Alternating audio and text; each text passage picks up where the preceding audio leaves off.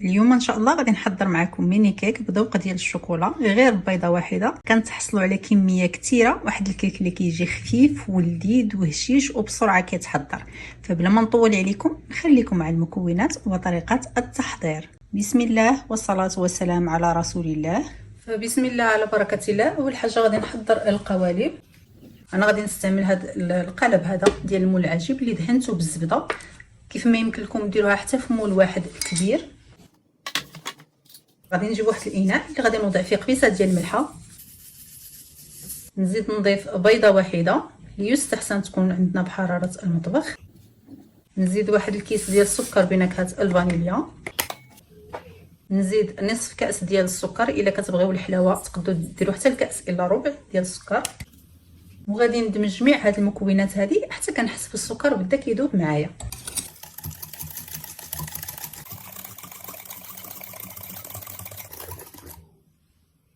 صافي بعد ما كنحس بالسكر بدا كيذوب شويه غادي نزيد نضيف نصف كاس ديال الزيت ونعاود ندمج غير واحد شويه.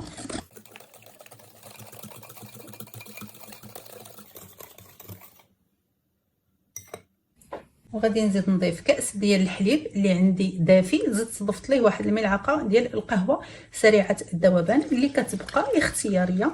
ما بغيتوش ديروا النكهه ديال القهوه فديروا غير كاس ديال الحليب اللي يكون دافي. الحليب الدافي كيعطينا نتيجه احسن في الكيك، كيجي هشيش بزاف كيف ما غادي تشوفوا. صافي كنعاود نخلط غير واحد شويه بين ما كيندمجوا لي المكونات وغادي نبدا كنوضع النواشف. غادي نجيب واحد المصفات ولا واحد الغربال وغادي نغربل الكاس ديال الدقيق. بالنسبه للكاس اللي كنعبر به راه نفس القياس ديال كاس العنبه اولا كاس الشاي المغربي. غادي نزيد نضيف واحد الملعقه كبيره ديال الكاكاو المر، ويستحسن الكاكاو المر اللي غادي نستعملو يكون النوعيه ديالو جيده باش هكا الكيك ما كيجيناش ناشف. وغادي نزيد واحد الكيس ديال خميره الحلويات من فئه 8 غرام. صافي ونغربلو كلشي باش كنتخلصو من الكتل اللي كيكونوا عندنا في الكاكاو وكذلك في الخميره.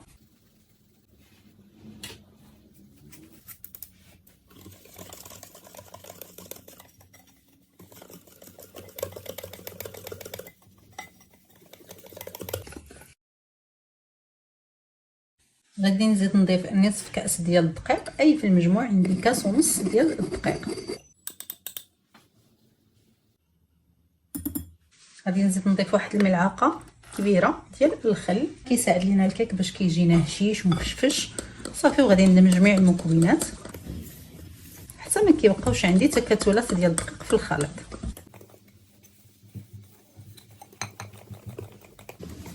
صافي وهذا هو القوام ديال الخليط اللي تحصلت عليه، كيكون على هذا الشكل هذا.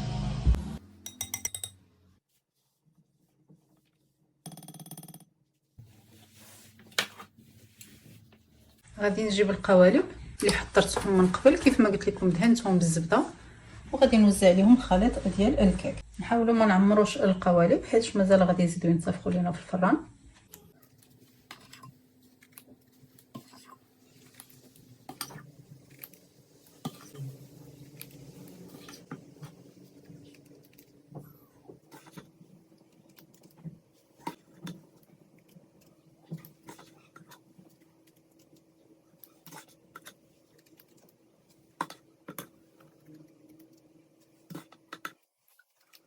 صافي بعد ما عمرت القوالب كاملين، بالنسبه للخليط اللي شاركت معكم عطاني 13 الحبه اولا 13 الواحده.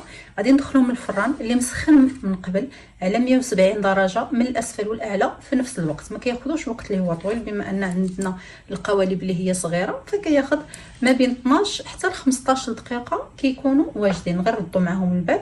ولا استعملنا مول واحد كبير فغادي ياخذوا الوقت اكثر، اولا الا استعملنا المول العجيب اللي كيكونوا غارقين شويه ماشي هادو فكياخذوا ما بين 15 حتى ل 20 دقيقه. يعني دائما على حسب المول اللي استعملته وعلى حسب درجه الحراره. كما قلت لكم 170 درجه كياخذوا ما بين 12 حتى ل 15 دقيقه ونرجعوا من بعد ما يطيبوا لنا الكيك.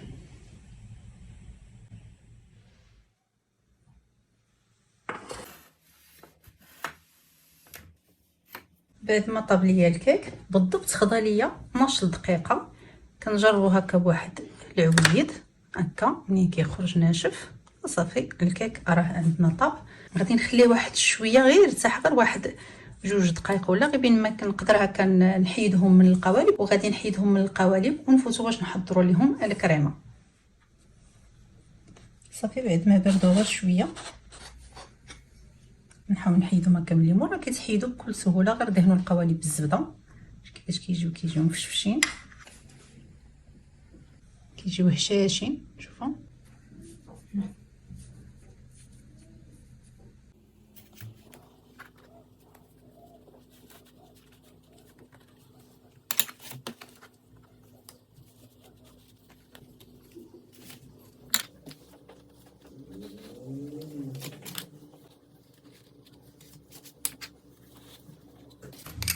صافي. غادي نخليهم على جنب وغادي نفوتوا باش نحضروا الكريمه. غادي نجيب واحد الكاسرونه اللي غادي نوضع فيها كاس ونص ديال الحليب.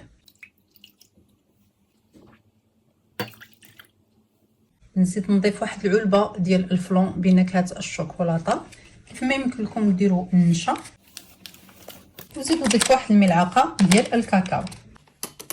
وغادي نزيد واحد الملعقه ممسوحه ديال النشا اولا ديال كريم باتيسير. الا ما استعملتوش الفلون فاستعملوا 2 معالق اللي يكونوا ممتلئين ماشي مقبين، يكونوا على هذا الشكل هذا. الا ما استعملتوش الفلون استعملوا 2 معالق اللي يكونوا بهذا الحجم هذا، يعني الحجم الكبير، يكونوا معمرين بحال هكا ديال النشا اولا كريم باتيسير اللي متوفر عندكم، غير باش كتعقد لينا الكريمه شويه وما كتجيناش خفيفه بزاف وكيتشربها لينا الكيك. الا استعملنا غير الفلون بوحديتو فغتجي خفيفه بزاف.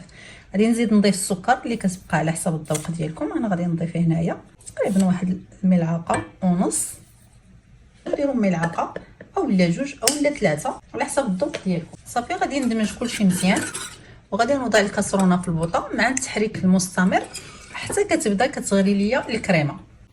قبل ما كتوجد ليا الكريمه غادي نجيب الكيك وغادي نجيب واحد الحبه ديال الموز وغادي نوزعها عليهم ونقطعها على شكل دوائر. اضافه كتبقى اختياريه ولكن الصراحه كتعطي واحد المذاق زوين بنان مع الشوكولا. صافي غادي نقطعها على شكل دوائر وغادي نوضعها هكا في الكيك. هي الاولى عاد غادي نوضعوا فوق منها الكريمه. انا راه غير حبه وحده راها كافيه.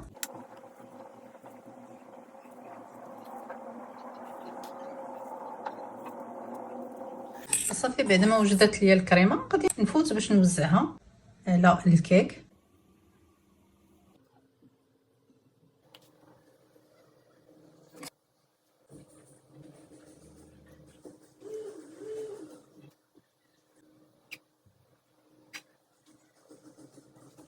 وهذا هو الشكل النهائي ديال الميني كيك اللي حضرنا اليوم. غير بيضه واحده تبارك الله تحصلنا على واحد الكميه اللي هي كثيره. كنتحصلوا على 13 حبه. شوفوا الشكل ديالهم كيفاش كيجيو. انا زينتهم من الفوق غير بشويه ديال الشوكولا اللي حكيتها على هذا الشكل هذا. والتزيين دائما كيبقى على حسب الرغبه ديالكم. وضروري ما غادي نفتح معكم الكيك باش تشوفوا الشكل ديالو من الداخل كيفاش كيجي. الخفه ديال الكيك راه غير كنقيسو كيتقطع بوحديتو. شوفوا من الداخل كيجي خفيف هكا مفشفش.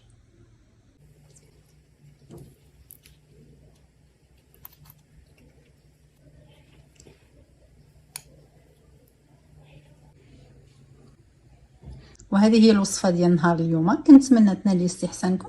ولا عجبتكم كنتمنى ما تبخلوش عليا من لايكاتكم وتعليقاتكم اللي كتفرحني بزاف. جزاكم الله خيرا. تبارطاجيو الفيديو مع الاهل والاحباب اللي تشجيع القناه وتشتركوا وتفعلوا زر الجرس باش دائما توصلوا بجديد الوصفات. كانت معكم احلام من قناه احلام الحيوي. تلقاو ان شاء الله فيديو جديد مع وصفات جديده. مع السلامه.